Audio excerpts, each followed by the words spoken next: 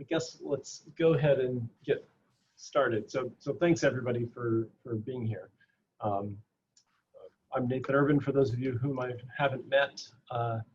I'm glad that you can all be here for the first of what will be a series of these town halls on a variety of different topics. So before getting into today's topic and talking a bit about some thoughts about the current landscape and future landscape for higher education, I wanted to take a moment and do a couple of things. First of all, I wanted to say to everybody, all the faculty across the university, you and all your colleagues who couldn't be here, I wanted to make sure that I express my thanks for the work that everyone has done over the course of the summer and is currently doing this semester in these very unusual and very challenging times. I think it's been a remarkable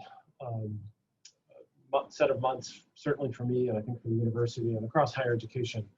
And the success of it so far really comes down to the engagement and the commitment of faculty, of staff. And I would also point to the engagement and the way in which students have also stepped up. We have had a remarkable semester so far. It depends on all of those pieces coming together. I think that looking across higher education across the country, we're managing this, we're weathering this pretty well, and it really is a testament to the hard work and dedication of a lot of people across the university. So I just wanted to say thanks to this group. I also would say that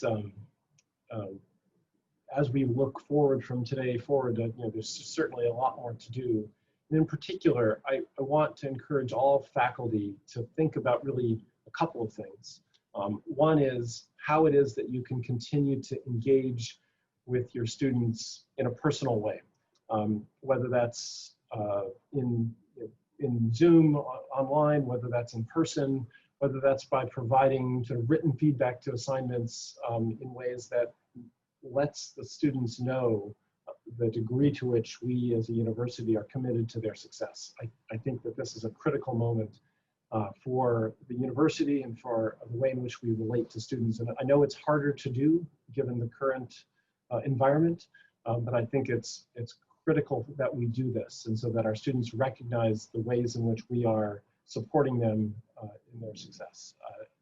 The comments that came back from students after the spring semester were in so many ways so appreciative in those cases where faculty were directly involved in connecting to students. And I think we need as possible. We're looking for ways to extend and expand the ways in which we can do this over the course of this semester, and looking for how it is that we can make sure that we're doing it in an even more robust way for the next semester.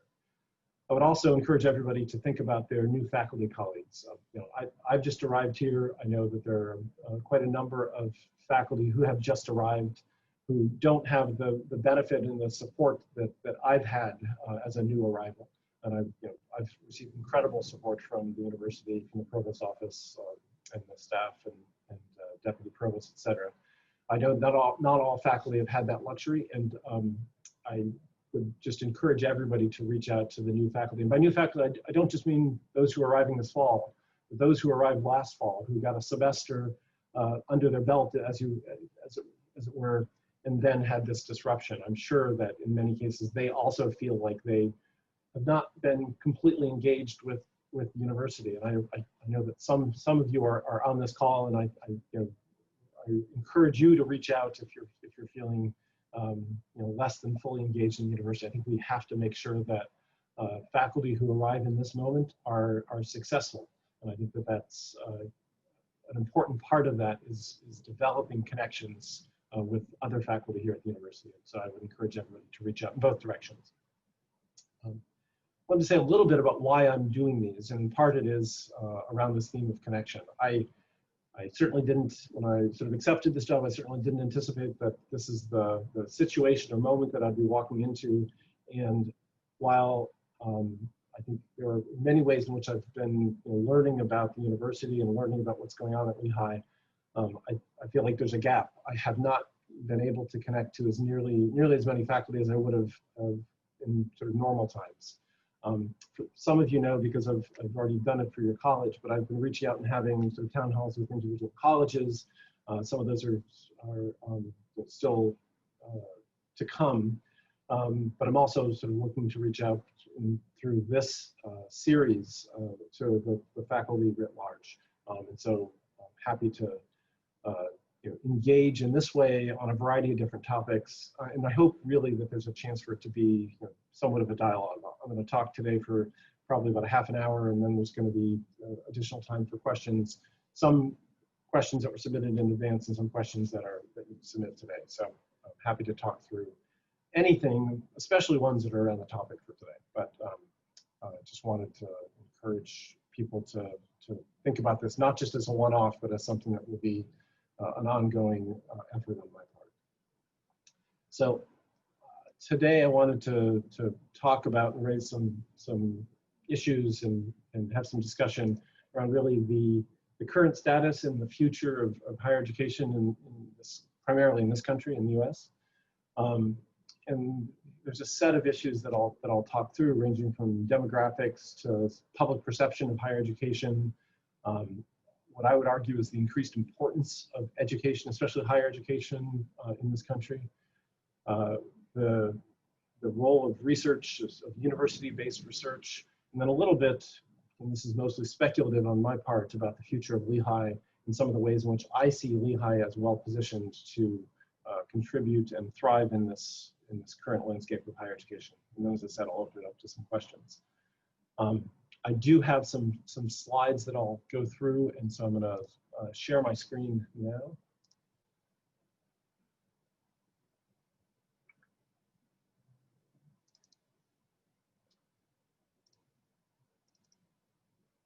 Can everybody see that? No.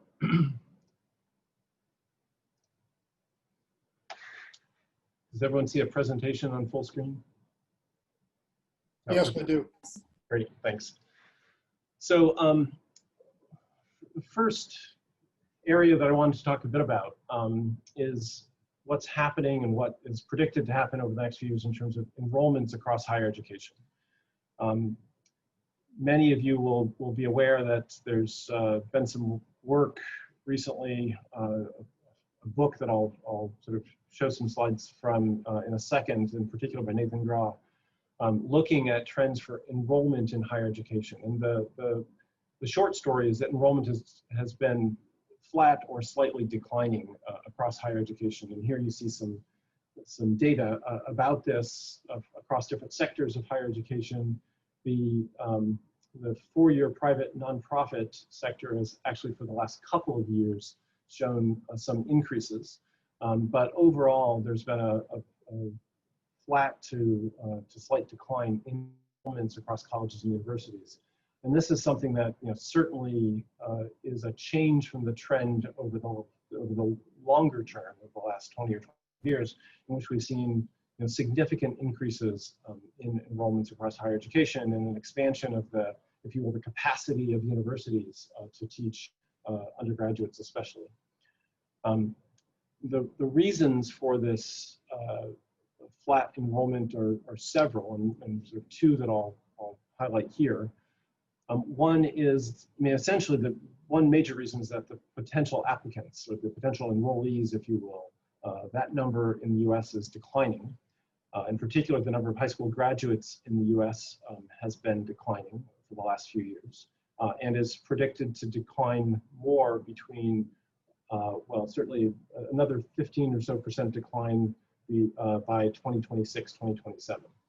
In part, this reflects the fact that after the Great Recession, or since the Great Recession, birth rates in the country have been in decline. Certainly recently, also, there has been a decline in the number of international students coming to the US to receive education. And the green bars there show some of those recent declines. It's up to fall of 2018. And certainly this year, with everything that was going on, both with COVID and with the changes and uncertainty about immigration and visa requirements, travel restrictions, et cetera, we're certain to see declines in international student enrollments this year. So the potential applicant pool is shrinking. In addition, well, and there are some other factors, but the net result of this, and this is from Nathan Grau's book that I mentioned, is that there's, across the country, there's a forecasted, well, it says growth here, but it's a combination of growth and decline in enrollments across colleges and universities. This enrollment is not uniform across higher education.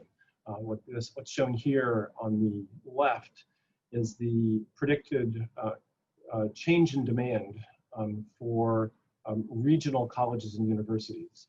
And you can see the red indicates that in Pennsylvania, sort of generally the Northeast and large parts of the Midwest, we're looking at between a 7.5% and a 15% or more decline in demand for higher education at the undergraduate level.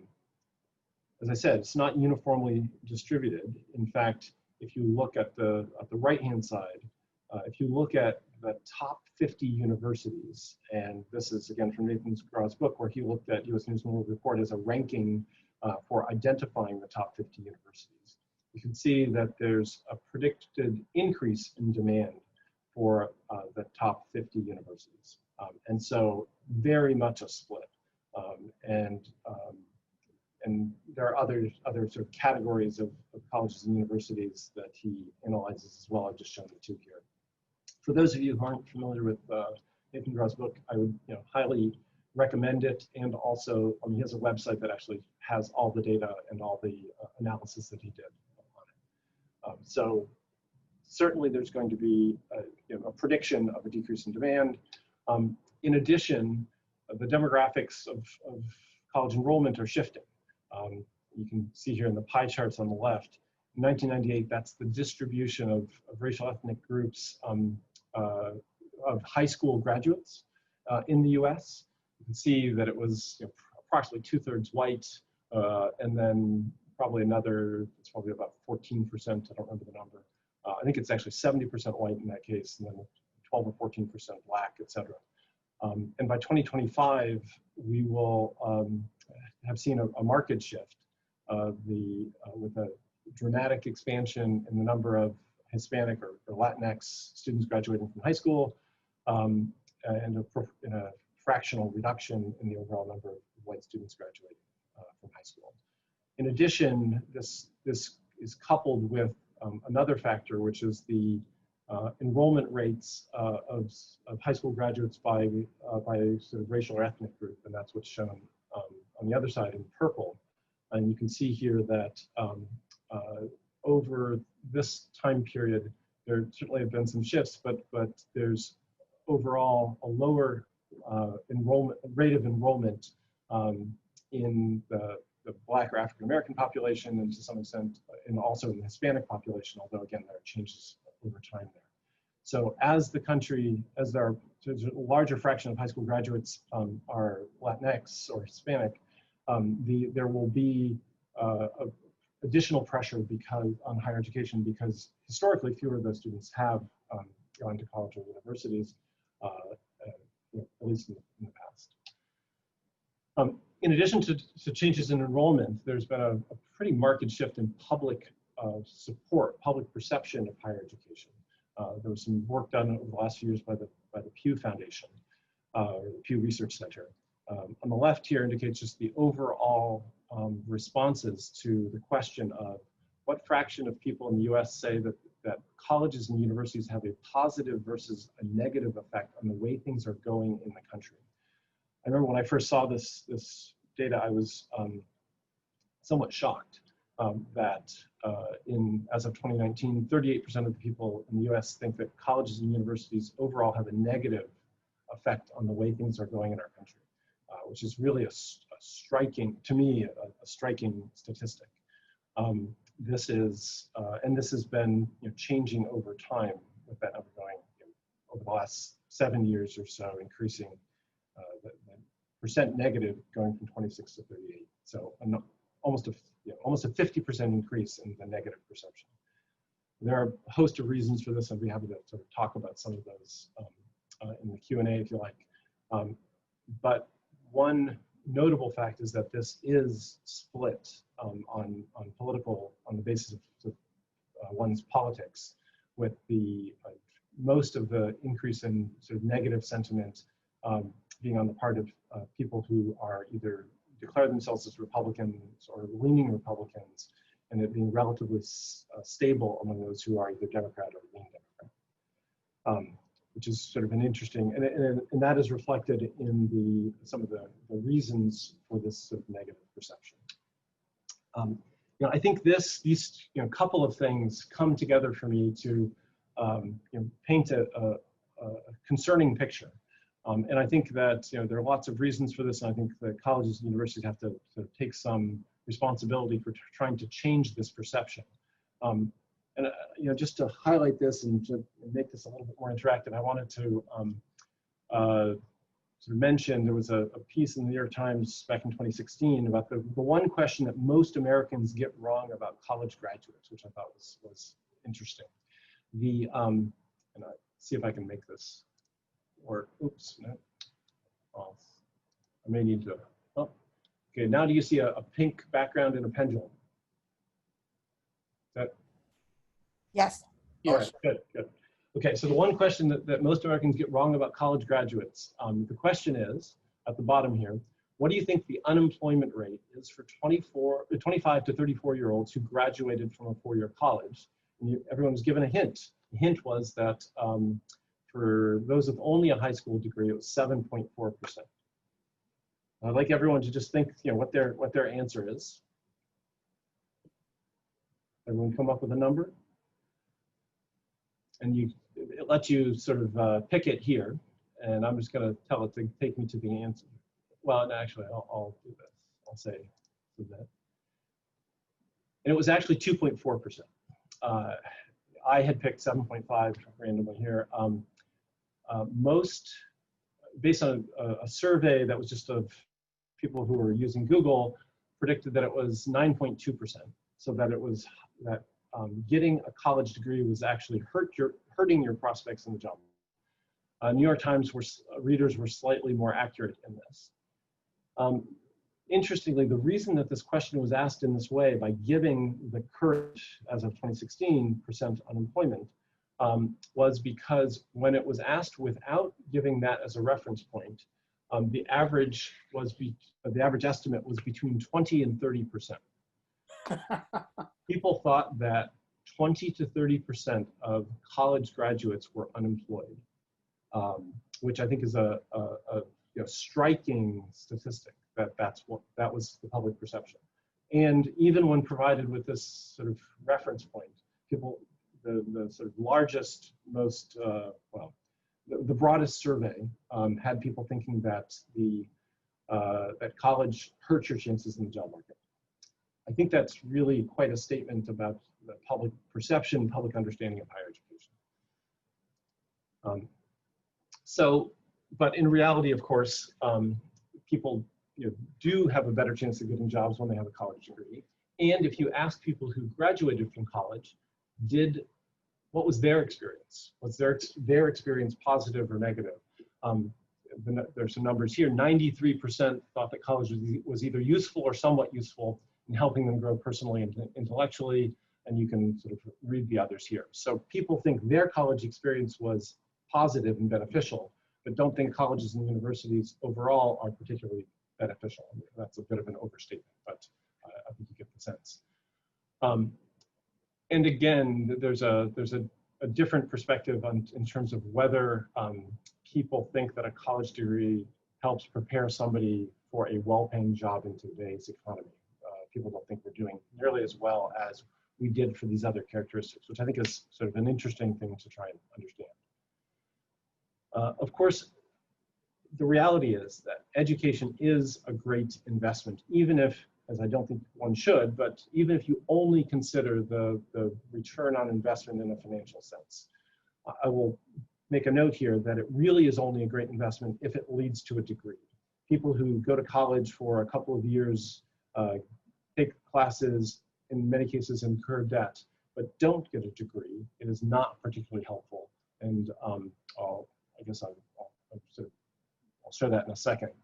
But just as one example, of the jobs that were created after the Great Recession in 2008, by this estimate from Georgetown University, 99% of those jobs that were created went to people with more than a high school education.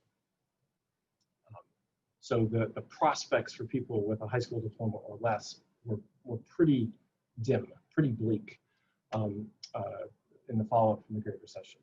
It's not just, there's a different issue as to whether all of those jobs or jobs that required a college degree or some degree of college education or not, but that's who got the jobs. Similarly, in numbers here, the value of a college degree has increased over time. And that's true whether you're talking about a bachelor's degree versus a high school diploma or a more advanced degree over time. And you can see that has increased, flattened out more recently. But certainly there's very significant value in the sort of economic estimate is that a college degree, an average college degree, is worth about $1 million of lifetime income. So that's the sort of current estimate. This doesn't show absolute numbers, it just shows the proportion.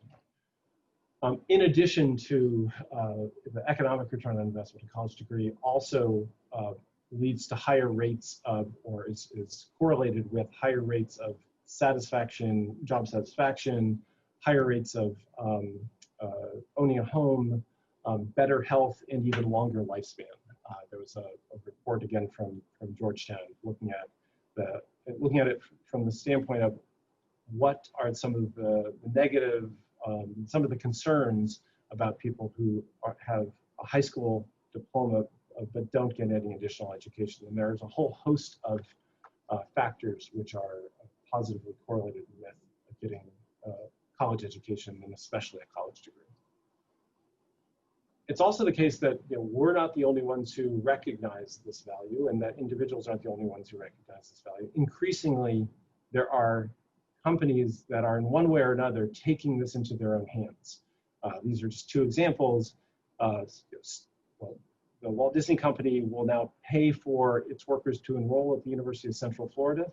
Starbucks will pay for its workers to enroll at Arizona State University. And Amazon is spending $700 million between now and 2025 to educate its workforce. To me, this is actually an interesting and at the same time troubling outcome, because it suggests a lack of confidence in higher education. They're doing this themselves. They're not saying that they're going to send their employees to a college or a university. They're building an education system within Amazon because they think it is so important for their future. The importance of a college education is also something that leads some people to believe that it is so important that it should be free. The sort of free college movement, this is from Elizabeth Warren's a video from her campaign website where she talks about the value of a college degree and how important it is that college education be free. So that's going to focus on the educational part of what we do. I want to sort of spend a few minutes talking about research and the sort of status of university-based research. Interestingly, in some ways, in terms of public perception, research is viewed more positively than what we do educationally. If you ask the question of Americans overall, do they support either basic science research, increased funding for basic science research, or engineering and technology research, just two examples, the 71% say that it should be something that we increase, we either keep the same or increase support of, and a relatively small fraction, 10 to 20%, over time have said that we should actually decrease our support for scientific research in these fields. In part, this is about competitiveness. This is, again, more survey data. This is looking at voters' perception of whether whether the US should be a world leader in science and technology research, or whether we should try and stay ahead, whether it's important to try and stay ahead of China. And these numbers are very large. This is 90-ish% saying that this is either important or very important, which is a very significant number. That said, there is increasing financial pressure because with federal budgets, the degree of funding for research from the federal government and also from private sector is not keeping up with this rate. So given this landscape and these couple of different areas, I wanted to spend a few minutes talking about my initial thoughts, view from 2 months in as to where Lehigh is in this landscape. I would say that my perception is, and the evidence that I have today says that Lehigh faculty are certainly committed to a strong in-person educational experience, and there's an expectation that Lehigh faculty have of some sort of determination, some sort of what I've termed here grit from their students. But also say that students at Lehigh are characterized by having high expectations about educational quality. And they also want, what I've termed here, a social life. They want, the phrase to work hard and play hard is something that I've heard certainly more than a dozen times in descriptions of Lehigh students. But I'll say that Lehigh has some considerable historical strength in some very key research areas, and there's a strong desire on the part of many faculty to enhance and grow research in important areas. So some thoughts about where we can be and how we get there. I will say that one thing that is critical to me, both because of some of the things that I've shown and also just because of my own sort of philosophy, is that doing things to a high standard of quality, and I would say sort of actual quality and perceived quality is non-negotiable. We have to be in the mindset that whether it's education, whether it's research, whether it's community engagement, whatever we do has to be, we have to hold ourselves to a high standard. I think it's also important that we develop more clarity about what it is that we do well, and to be able to articulate why it is that those things are going to be even more important in 10 years than they are today. I think this looking forward to the future is something that I think is very important. We want to be able to articulate, to talk to our colleagues, but also to potential students about the way in which we are training people for success in the future, and also we're addressing problems and questions through our research and scholarship that are going to be more important 5 to 10 years from now than they are today. That we are, in that sense, trying to be leaders in our field. I think we also need to recognize that we need to offer the experience, and the experience here I'm thinking about the student experience, I'm also thinking about the faculty experience, to a more diverse, to the broadest possible group. Talent is distributed throughout the world, and also across racial, ethnic groups, across different income groups, and we need to make sure that we are in a position to recruit the most diverse and vibrant group of people here, whether we're talking about faculty or staff or students. And I do think that it is an opportunity for us, given our size in terms of numbers of students, given the research focus that we have had and I think need to continue to have and expand, we have to make sure that we connect that research, as we elevate that research, we connect it to the educational experience of students and also to their sense of purpose. I think this current group of students, this current generation of students is very concerned about purpose, about what it is that, not just about getting an education, but what is it for? How is it that they're going to use that to make the world a better place? And I think we have to engage them in that conversation. And so in thinking about this and talking to different groups, one encapsulation of this that I've come to, which I've put out there as for comment and critique, is the notion that Lehigh is and needs to continue to strive to become sort of a personal research university. So on the one hand, a research university, a place where knowledge creation and knowledge dissemination happens. where analysis happens, where new knowledge is generated that is addressing important questions and problems across the world. And that we do that in a way that our students, even our undergraduate students, are able to witness that knowledge creation, participate in that knowledge creation, because that is going to be something that is increasingly important for them, and for them to be successful in their future lives and careers.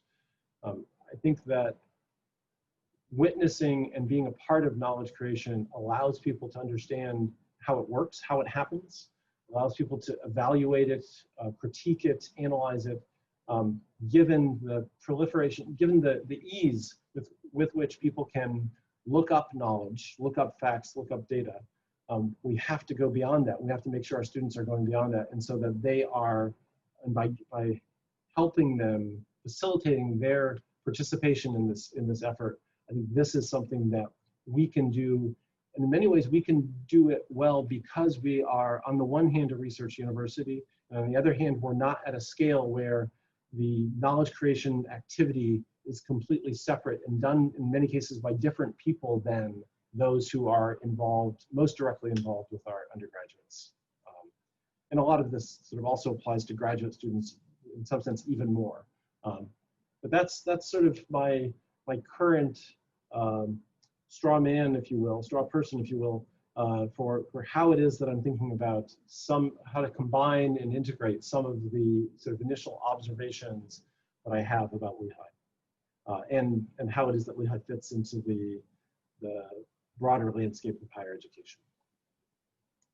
I'm going to stop sharing my screen and turn it over to, I'm not sure who's going to ask the first question. Hi, everyone. Jackie Krasas, I'm Deputy Provost for Faculty Affairs. I'm going to tell you just a little bit about how the next portion of this event will go. So the three Deputy Provosts, myself, Beth, Dolan, and Jensen, will pose questions to Nathan from what you submitted to us in advance, and we thank you all for doing that. We collated them and made some very distinct themes. So I will be asking questions that are related to faculty and diversity. Beth will be asking questions that are about graduate education, research, and diversity. And Jennifer will be addressing questions of undergraduate education and institutional planning. So after we present those questions that we collated from the ones you submitted ahead of time, we'll have time for some questions at the end. And the way this will work is that we'll ask you to submit them via chat. So we'll ask you to submit questions regarding faculty and diversity to me in an individual chat, regarding graduate education, research, and diversity to Beth via chat, and to Jennifer, undergraduate education, institutional planning. So we know that we're not going to get to all of your questions, but we will be doing several more of these town halls, as Nathan mentioned. And we're going to save all of these questions, so that if we don't get them this time, we will put them on our list to, organize them with the continuing town halls that we do. Okay, and we'll be saving the ones that you put into the chat today as well. So I'm going to pose the first question to Nathan. It was a very distinct theme that came out, not surprising. It's a kind of a two-part question. How do you anticipate the pandemic will affect tenure and promotion reviews in the coming few years?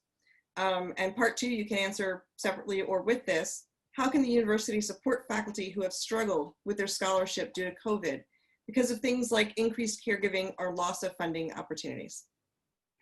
Sure, yeah. Certainly a set of important questions. So I would point to a couple things. One is that we certainly have procedures and policies in place that allow people to extend the tenure clock in those circumstances where there has been a disruption. And certainly disruption is a mild term for what has happened to many people during this COVID era. And I think that promotion tenure cases over the next few years will certainly reference and certainly highlight some of the challenges, and we'll certainly be paying attention to some of the challenges that people faced because of COVID in their scholarship and in their teaching and in aspects of their service. And I think that we will be trying to sort of adapt and look for ways in which we can make sure that we are sensitive to those issues that have arisen. I would also say that I think it's important to note that the there are ways in which, at this moment, there are contributions that faculty can and are making that are contributions that they wouldn't have made during sort of normal times. And I think this is, in many respects, there are faculty who have stepped up into leadership roles in various ways and who have taken on the challenges associated with COVID and the sort of disruption of the university in ways that I think we will certainly be celebrating, appreciating and celebrating. I think there will be people who, just to put it sort of somewhat directly, there will be people who probably get tenure because of the ways in which they have stepped up during COVID. In addition to people who, whose research careers are interrupted and who have, struggle in various ways that we need to pay attention to. But I do think that there are, this circumstance has created opportunities for people to take on different roles and take on leadership roles and to engage with students in different ways. And I think that that's something we need to make sure that we recognize. And certainly through the promotion tenure process and also through ways in which we are trying to be flexible with faculty in different circumstances and different situations. We're trying to be responsive to the situations that where either one's research is directly disrupted or because of sort of personal and family situation, people's career trajectory has been interfered with by the COVID crisis, the COVID pandemic. Okay, we'll turn it over to Beth. Thanks. So I have two questions that are called from the questions that the faculty submitted. The first one's about graduate education. And I kind of love this one, so I'm quoting it directly. What will it take to move graduate education at Lehigh from the dark into the light? And so in other words, what are your strategies, Nathan, for raising the visibility of our graduate programs and for recruiting and retaining graduate students? Great question. So some of you will know that my previous role at the University of Pittsburgh was as Vice Provost for Graduate Studies and Strategic Initiatives. And so I think that this question and this issue is one that's in some ways of particular significance. So I think that break it up in a couple different ways.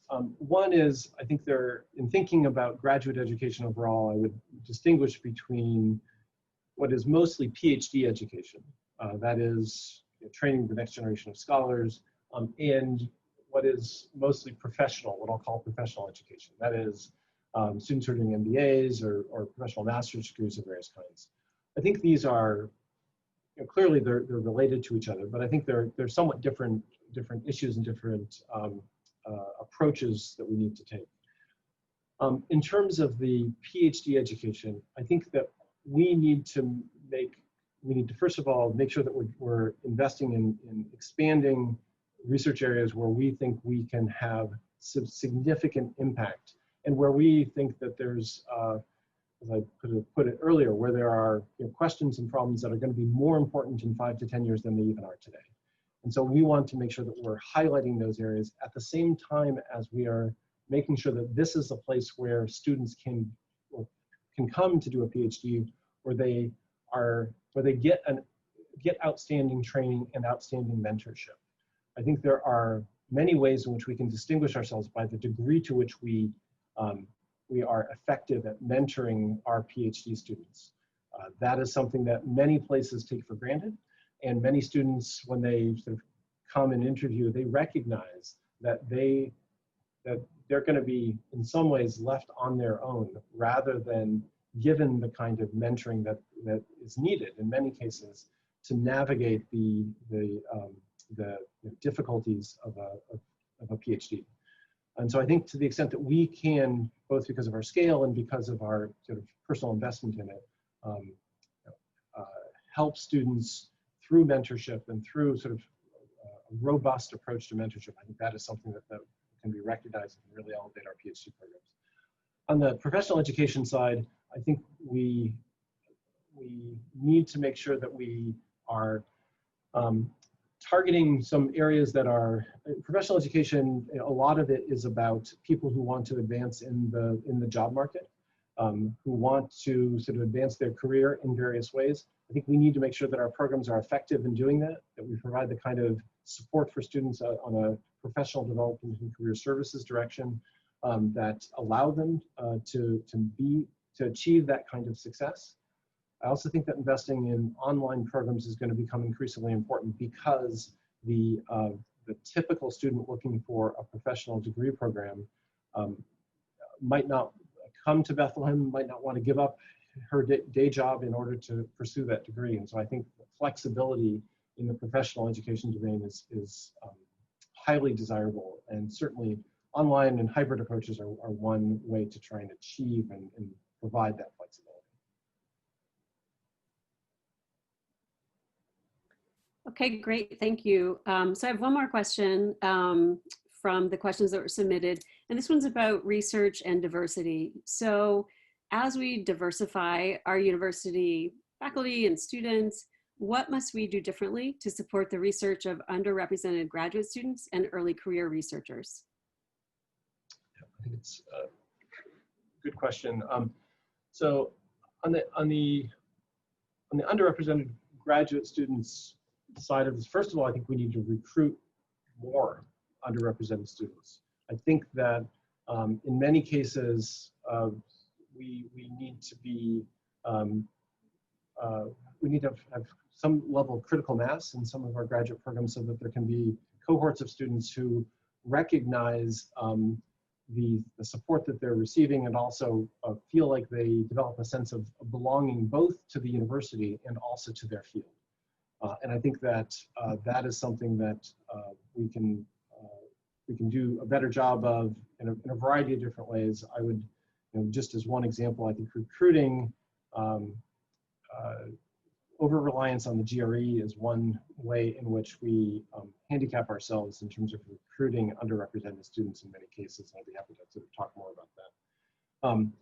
I think the support for underrepresented students has to come in a number of different ways. There was a recent article about the hidden curriculum of graduate school.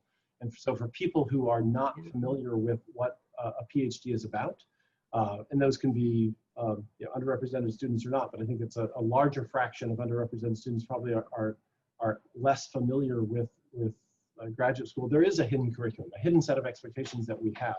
And I think being more explicit about those expectations is something that definitely can be helpful for the success of underrepresented students in our programs. And that goes for undergraduates, graduates, professional programs across the board, but I in some ways think it's especially an issue in our graduate and professional programs. We understand very, very intimately what success in a PhD program is like, but for many students that is a huge mystery.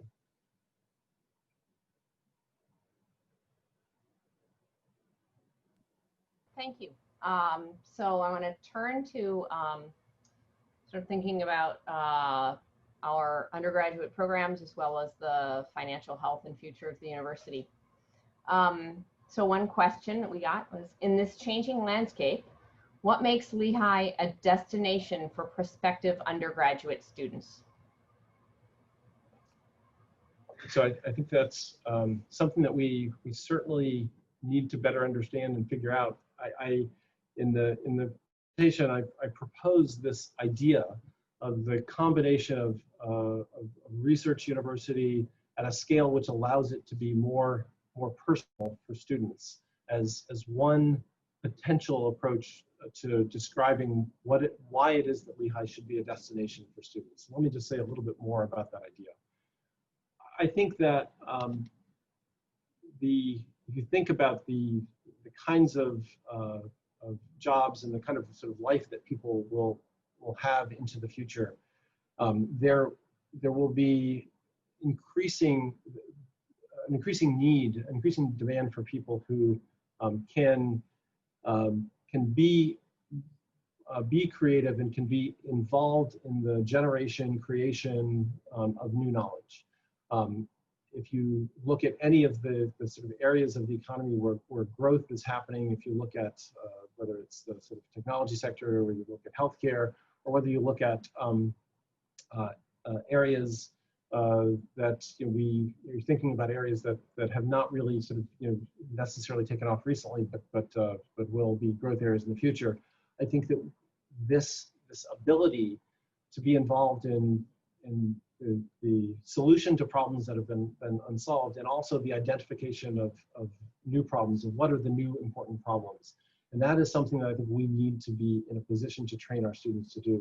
I think an environment in which teaching and education are right next to and engaged with people who are actively involved in research is a great environment for training those kinds of students. We have to make sure that students experience that. I think there are some programs at Lehigh, including a lot of the things related to the mountaintop experience, which are very well positioned because they do this. They provide this kind of experience for students where they can be involved in, from the earliest, some of their earliest times at Lehigh, in this process of identifying important problems, understanding what background they need to solve them, and then working on solutions. I think that kind of approach, institutionalizing and scaling that kind of approach, I think is something that would be very attractive for students. It would be very, it would prepare them very well for their future careers. And so that is one element that I think is going to be important for making Lehigh this sort of a destination for undergraduates. I also think that we increasingly need to make sure that students are connecting with each other and with faculty. I think those relationships are something that we sometimes take for granted, but there's some of the things that are critical for students and for alumni, and they increasingly recognize how important they are 5 and 10 years after they leave. So I think finding ways to foster that kind of connectivity and to make students feel like the university is, in that sense, accessible to them, that they can tap into a broad selection of the resources that are available at the university is going to be something that's important.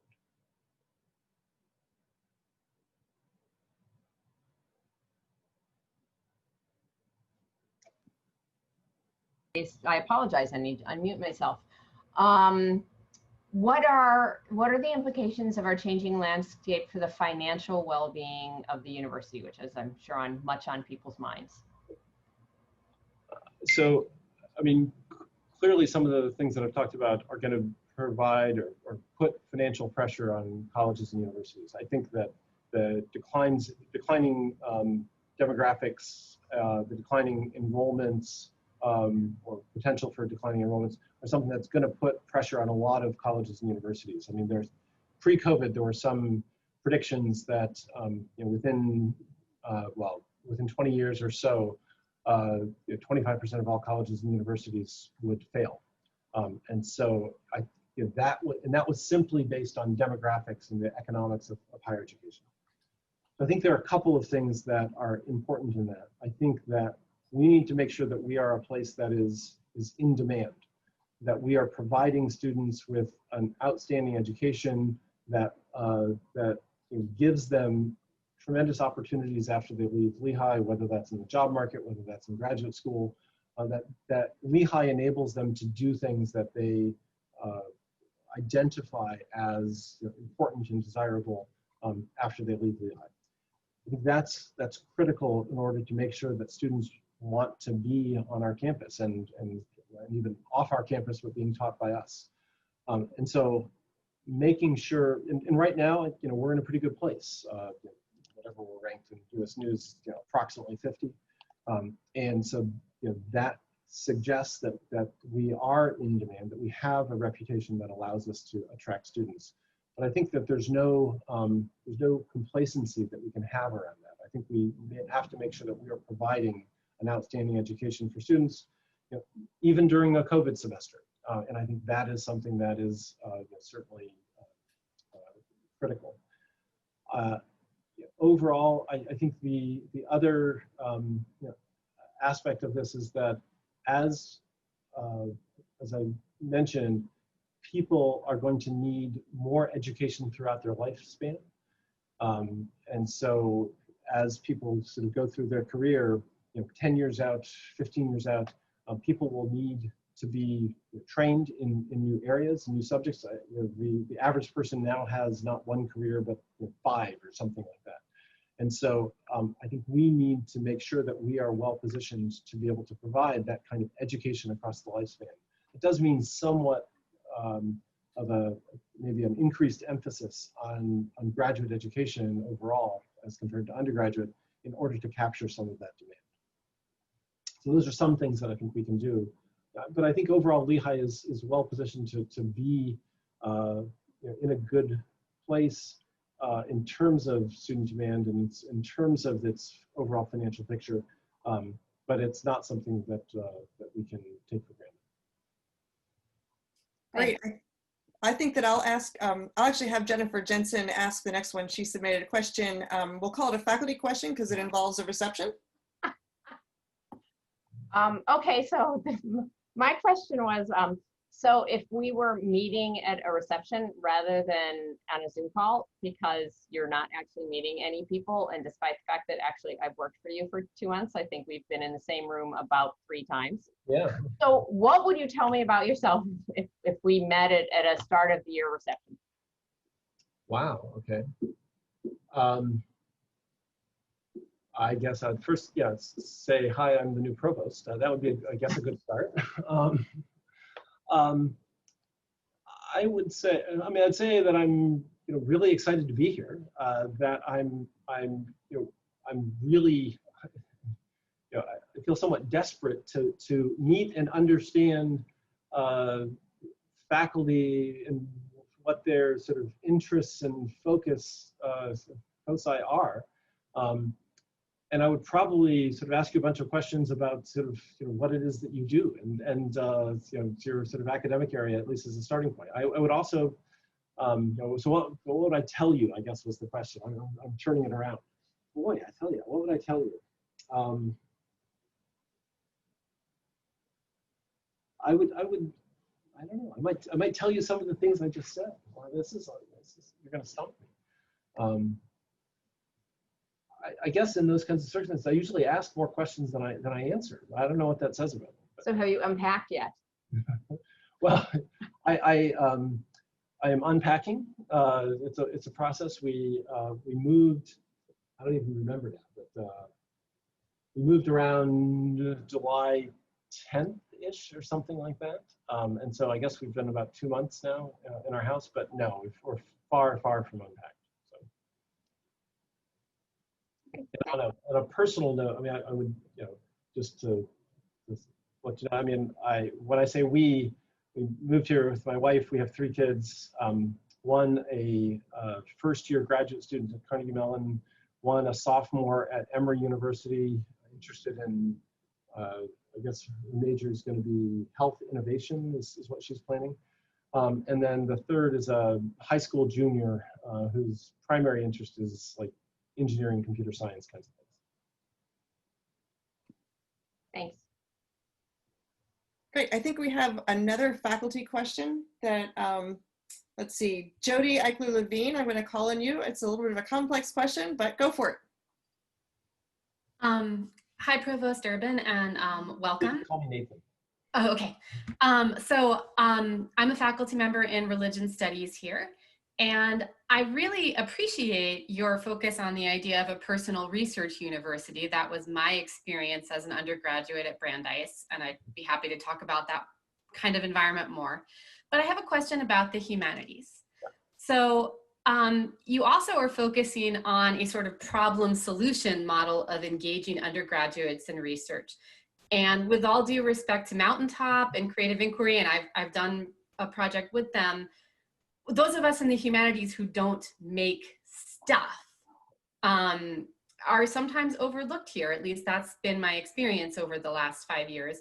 How can we better support faculty and student engagement with those faculty for people who don't have labs, who mostly need time, maybe travel funding, and we need the space to really have those critical conversations that our students want to have, that my students wanted to have this week about a lot of current events, right? So how do we make that space and value it at Lehigh?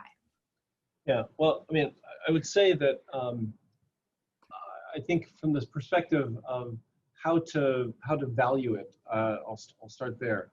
I mean, I think that if we look across what it is that students get from a college education, I think that it's very clear that the sort of the model of the liberal arts education, with a focus in part on, you know, for those students who are interested in those areas, the sort of problem solution kind of model, you know, is an important component for many students.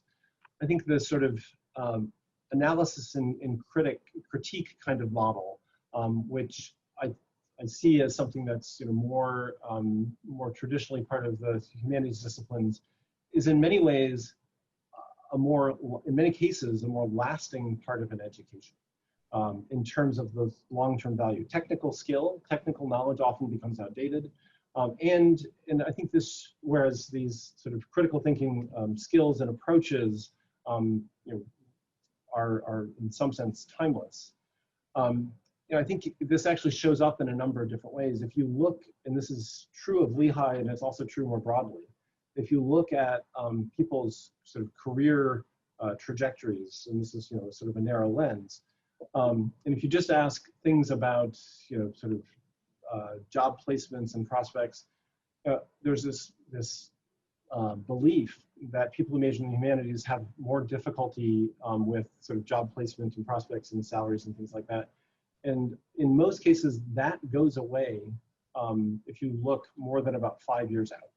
And so I do think that we have to be very clear with our students, and to some extent with their parents, that students who are engaged in these kinds of disciplines and engaged in these kinds of approaches to not so much knowledge creation necessarily, but knowledge analysis, knowledge critique, you know, are people who are doing incredibly important work across wide sectors of society. I also think that it is important because it just simply shapes the way that we think and the way that we approach a whole variety of different you know, questions and problems within our life. I mean, I have both from, well, I have 2 degrees that have philosophy in their title.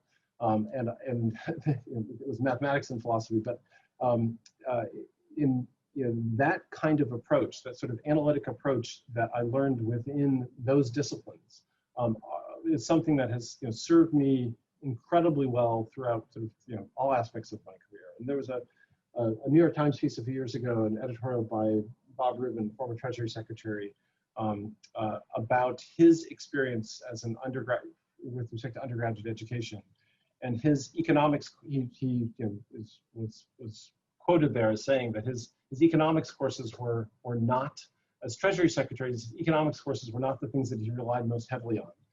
It was his philosophy and humanities courses that he took at Harvard that were the ones that were more meaningful to him. And I think these kinds of examples persist throughout. And so I think we need to make sure that our students are aware of the value of these disciplines. In terms of how to create the space and the time to do this kind of work, I think it largely comes down to how it is that we you know, look at and how it is that we think about the various roles that faculty play, both with respect to teaching and education and service, and how it is that we achieve the kind of balance that we need. You know, I think that's sort of always a work in progress across universities, and I think that you know, it's certainly something that's important to look at. And I don't know enough currently in terms of what's happening at Lehigh, in terms of how it is that that balance is being achieved and how it is that we can improve it. But I'd be happy to talk and learn more about that. Thank you. Okay, Nathan, I'd like to turn the microphone over to Andrew Ward to ask a question from the College of Business. Yes, hi, Nathan. Thanks very much for this today. I was wondering if you could address what you think the role of online or remote education post-pandemic is, both for higher education in general and for Lehigh specifically. Sure. I think it's think it's a very interesting topic and interesting question. I will say that in general, and I would say, I think I would have said this even before the pandemic forced this massive shift to online and remote. You know, not even 10 years ago, I don't know, 8 to 10 years ago, there was you know, a huge movement towards MOOCs and online education in a whole variety of ways that people, you know, made very bold claims about. My sense is that largely that was a failure. And I think it was a failure because what it showed is that people who are most engaged and most motivated can learn in a whole variety of different ways. And people who are, you know, are less engaged and perhaps less motivated will struggle hugely in that kind of online environment where there's you know, sort of limited interaction. So I think that what we need to learn and to take from that is to understand what it is that has worked in an online education space. Look at that as a way of trying to increase, to some extent, increase flexibility for students. And I think in some ways this, you know, plays out even more in the professional student domain. But also look at how it is that can allow us more time to do the things that are most essential to do in person. I think this is, you know, this moment right now is a moment where we're asking lots of questions about what are the most important ways to engage with students in person. You know, and the answer that has come from you know, departments and faculty across Lehigh you know, so far has been things like laboratory and studio courses, experiential learning, to some extent projects that involve groups of students. Those are the things that we have tried hardest to preserve, in addition to other ways in which students can sort of directly engage each other. And students are figuring out how to do that themselves. So I think it's in part about I think that sort of online space is in part about providing access to students who can't be on our campus for one reason or another. And it's also about providing freedom and sort of flexibility to allow us to invest more effort and more time in person in those things that are best done in person. And I think that question of what it is that's best done in person is very different from field to field, subject to subject. I think that in one discipline, in one domain, it may be teaching a writing seminar, and in another, it may be a laboratory course, in another, it may be sort of group work and group projects. But I think that looking at what it is that we think has worked well, both from our perspective as faculty, but also from the student perspective. I think continuing to do some of those things in an online format and further refining our approach to that, you know, makes a lot of sense to me because it does provide flexibility and access.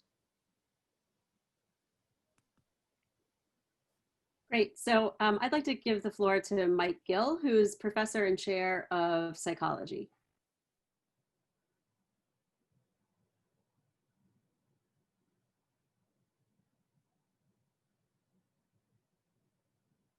Mike, are you there? Oh, and if I was still muted actually. So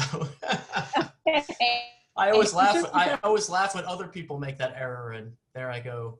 Now I can laugh at myself. Thank you, Nathan, for organizing this town hall and for sharing your perspectives. It's been very informative. A couple times you mentioned the importance of identifying and investing in research areas where we can have significant impact. And what I wonder is if you could say a little bit about what criteria you have in mind when you talk about significant impacts, and also what the process would be for identifying these areas. In particular, I'm thinking what people are involved in making these determinations. Thank you. Sure. Well, so I would say that as I'm thinking about this, I mean, there's some sort of characteristics or criteria that I am thinking about as it relates to this issue. One is that I think that it's important to look at areas where there is some degree of existing strength. I think it's very hard to build sort of in completely new research areas in a university. It takes a lot of resources. And so for me, a starting point would be trying to identify areas where there are faculty who are engaged and who are either through publications and, you know, and other sort of indications of both reputation and impact, that there's a cohort or a cluster of faculty who are you know, doing outstanding work and who are interested in working together and sort of trying to sort of expand in that area. So I think building from strength and then looking for areas, ways in which we can both build on that strength without it becoming sort of overly narrow. So looking for ways in which there are sort of natural extensions of areas of strength, and especially in areas where there's, you know, whether it's significant sort of, you know, national sort of interest or need, or whether there's sort of an emerging area of the field where we feel like we can contribute to defining or refining the kind of work that's done in that area. I think that I see this as largely a bottom-up process. So this is where faculty need to come together and identify some of the topics that are in areas that are of greatest interest. Because I think if we don't have faculty who are engaged and interested in doing this and interested in doing it together, then, you know, there's very little that could be done from the Provost's office or from the VPR, Vice President for Research's office, to, you know, create something if there's not that kind of faculty engagement. I think in some contexts, and it may be that this is the way that it will work here over the next couple of years, in a strategic planning kind of process, you know, that's one way in which these things can emerge. And that can be a process that happens at a departmental or a college level, or it can happen at a university level. But identifying areas of distinction, of strength for the university, and then asking how it is that those can be advanced, broadened, you know, shaped going forward. I also think that, you know, that this is something where, you know, on the one hand, you can be responsive to things that are happening in the outside world. In the other case, it's, I think, important for universities and faculty to try and take a leadership role in defining what is the future of a particular area or a particular field. I've sometimes used the analogy that it's sort of like the difference between target shooting and agriculture. So on the one hand, you know, if you're in the target shooting mode, if something pops up, if there's a new, whether it's a call for a new grant mechanism, or whether it's a sort of a new and emerging area, we try and sort of target our efforts at this new thing that has come up in this new opportunity. And there certainly is some of that happens. But I think it's even more, has a greater impact when faculty working with colleagues at that institution, at one institution, but also working with colleagues at other institutions, can help to, if you will, grow a new area of inquiry, a new area of research, a new focus. And in the domains that get funded through, say, federal grants, in part that involves having an impact on where the next funding opportunities come up. In my sort of history, you know, I've seen this happen in a number of different ways. You know, Carnegie Mellon had some expertise in robotics 25 years ago, invested in that expertise, and also invested in convincing people in the federal government and people in industry that robotics were going to be much more important in the future than they were at that time. And so they, on the one hand, grew their expertise, and on the other hand, grew the interest and the importance of the area through these external relationships. And I think that, you know, in some ways, looking for some of those kinds of opportunities, and they won't always be successful, but looking for some of those kinds of opportunities and thinking strategically about areas where Lehigh faculty can play that kind of role is something that I'm very interested in. Thank you very much. I'm going to take the virtual microphone and turn it over to Jim Robertson, chemistry.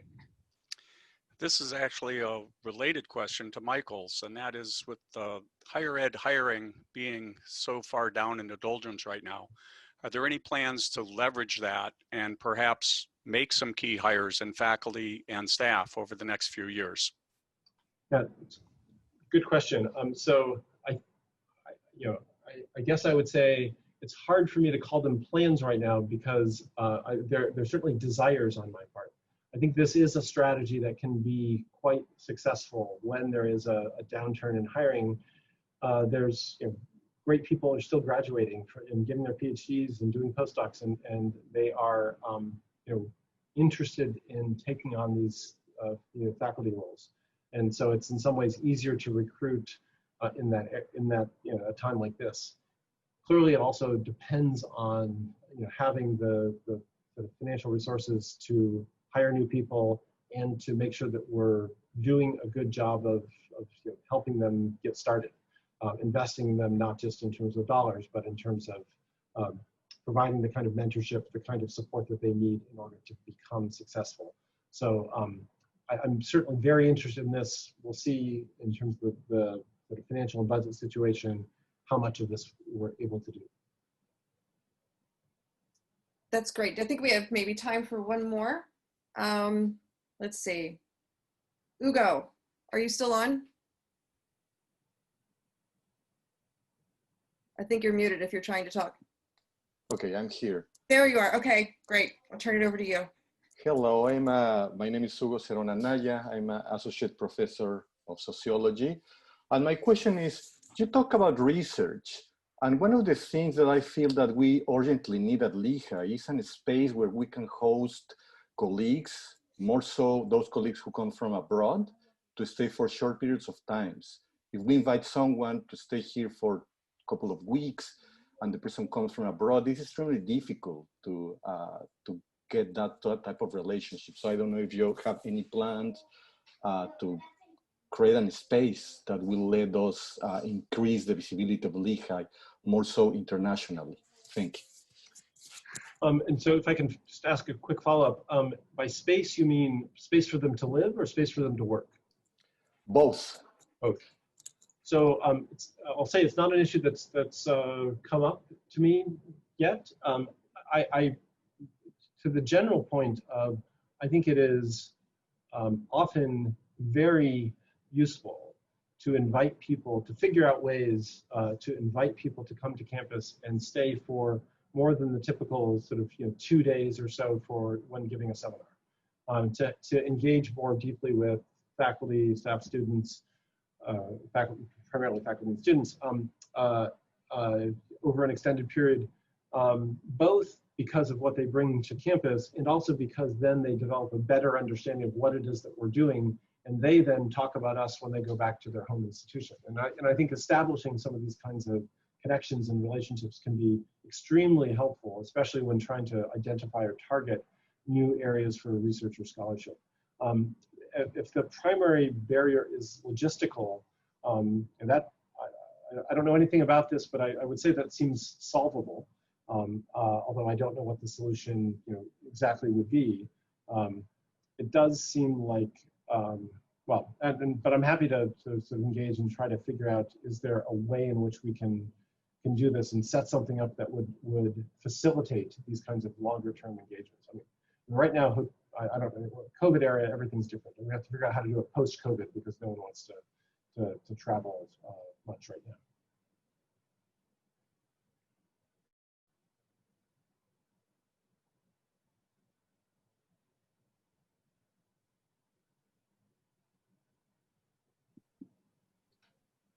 Jennifer? Jennifer, you're muted. Still muted. Still maybe. There you go. Oh, wait a minute, you went back again.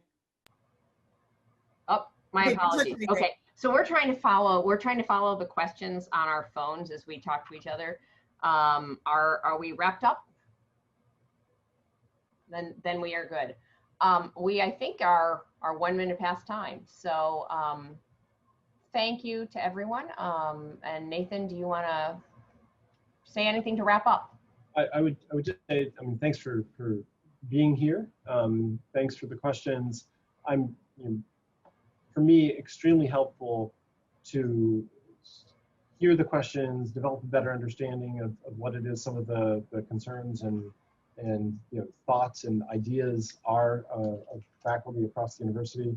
So it's incredibly helpful for me, and so I appreciate your contributions in this way. And as I said, the plan is to do more of these.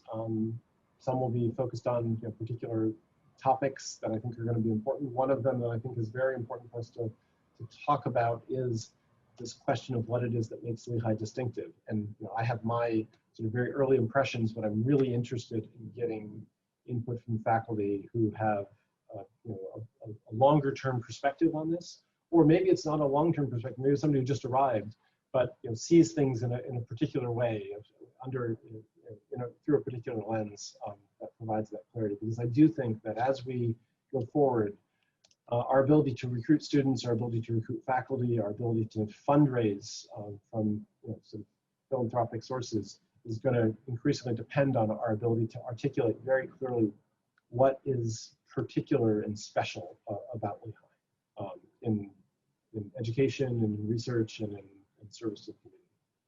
So thanks for participating in this. I hope it was helpful for all of you. Certainly was helpful for me. Have a great evening.